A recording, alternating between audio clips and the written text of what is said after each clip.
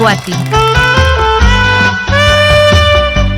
આ પાવન અવસર પર શ્રી સિદ્ધાચલમ ટ્રસ્ટ પરિવાર તરફથી તેમને જન્મદિવસની ખૂબ ખૂબ શુભકામનાઓ અને હાર્દિક આશીર્વાદ। પરમાત્માની કૃપાથી તેમનું જીવન સુખ, શાંતિ, સમૃદ્ધિ અને સારા સ્વાસ્થ્યથી સદાય ભરેલું રહે।